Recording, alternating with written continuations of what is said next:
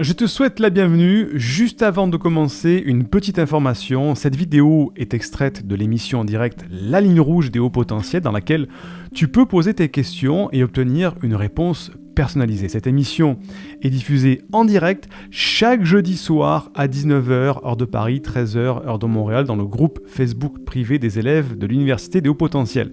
Si tu ne fais pas encore partie de ce groupe d'entraide et de bienveillance, tu peux y accéder en devenant élève de l'université. Pour cela, il te suffit juste de télécharger une première formation offerte dans le cadre de cette campagne de sensibilisation au haut potentiel. Le lien se trouve en description de cette vidéo ou en description du podcast. C'est tout simple, tu m'indiques à quelle adresse je dois t'envoyer la formation et tu la reçois tout de suite.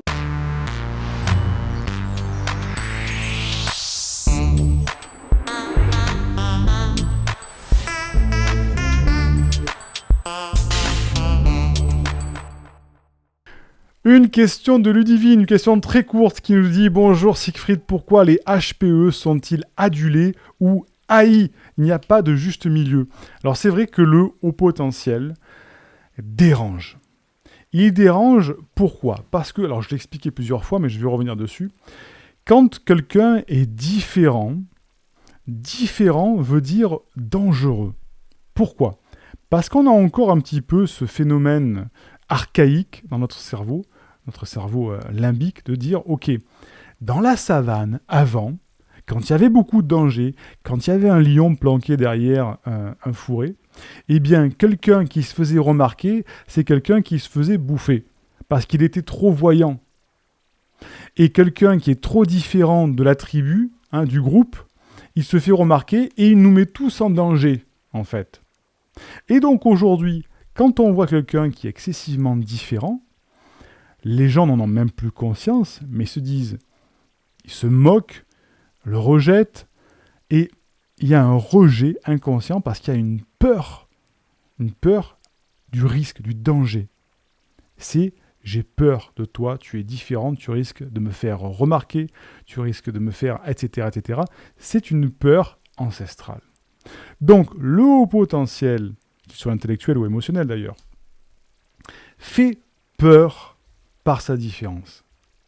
Donc les gens vont les rejeter directement, avec de la moquerie, avec un rabaissement permanent. Ça, c'est vraiment les gens qui ne vont pas chercher plus loin que leur réflexe archaïque. Et il y en a d'autres qui vont dire « mais c'est quand même assez intéressant cette personne-là, tiens, elle a une perception assez originale, elle amène des choses nouvelles par sa différence. » Et là, on tombe sur des gens qui vont dire « Waouh, elle est super intéressante cette personne, tout compte fait. Enfin, ça sort de l'ordinaire. Enfin, un truc qui sort de la boîte dans laquelle tout le monde se trouve. » Et c'est pour ça que les hauts potentiels sont soit haïs, soit... Alors, adulés, j'aime pas trop le nom parce que j'ai pas souvent vu des hauts potentiels adulés, mais ils clivent en tout cas, de manière très franche, les gens qui les aiment et les gens qui ne les aiment pas. Et c'est pour ça que, vu que de manière générale, il y a beaucoup plus de gens qui sont clivés du côté qui ne les aiment pas, eh bien le haut potentiel se retrouve souvent dans un état de mal-être très profond. Parce qu'on n'explique pas aux enfants, aux personnes, aux jeunes, ce que c'est que d'accepter les différences, de maîtriser ce réflexe ancestral, de rejeter la différence, d'avoir peur de la différence, et au contraire se dire, tiens, est-ce que c'est pas justement parce qu'il est différent que ça va nous faire évoluer ? Ah, est-ce que c'est pas parce que justement, il voit les choses différemment qu'on va peut-être pouvoir se protéger mieux du lion qui est planqué derrière le fourré ? Et c'est là où justement on fait évoluer en fonctionnant différemment. Et c'est le propre de l'être humain, c'est le propre de notre ADN, d'arriver sur Terre, d'apprendre, de modifier, de faire évoluer, d'améliorer et de transmettre après.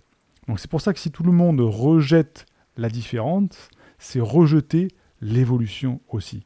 Bon là on peut rentrer dans des discours beaucoup plus philosophiques, c'est pas le but de la vidéo. Mais voilà pour la raison pour laquelle les hauts potentiels sont souvent très appréciés ou sont souvent mis vraiment sur le côté parce qu'ils sont différents et la différence fait peur. Alors la solution, c'est surtout pas de se dire ok, vu que je suis différent, je vais me rendre moins différent, donc comme ça je vais rentrer dans le moule et tout le monde va m'aimer. Non, Là, c'est là qu'on arrive dans un profond mal-être, un faux self construit qui va finir par des pathologies, des symptômes physiologiques, des névroses où on n'en finit plus. Non, au contraire, il faut se dire, ok, je dois trouver l'alignement et le contexte qui me convient le mieux. Si ces personnes-là me détestent, si ces personnes-là me rejettent, ces personnes-là, je les supprime de ma vie et je vais en chercher d'autres qui soient plus alignés. C'est pour ça que l'université, elle est là. C'est pour ça qu'il y a le cérébro qui est là, pour que les hauts potentiels se mettent en relation et ne restent pas chacun dans leur côté de la ville et qu'ils puissent se retrouver, discuter, échanger dans le groupe privé pour se dire, on n'est pas seul. Voilà des personnes avec qui je me sens bien. Voilà des personnes avec qui je peux échanger. Je peux être moi-même. Et surtout pas mettre une carapace de faux self. J'espère que je t'ai répondu, Ludivine. Indique-moi en description à quelle adresse t'as envoyé la formation offerte qui s'intitule « Canalise tes pensées envahissantes et profite de l'instant présent ».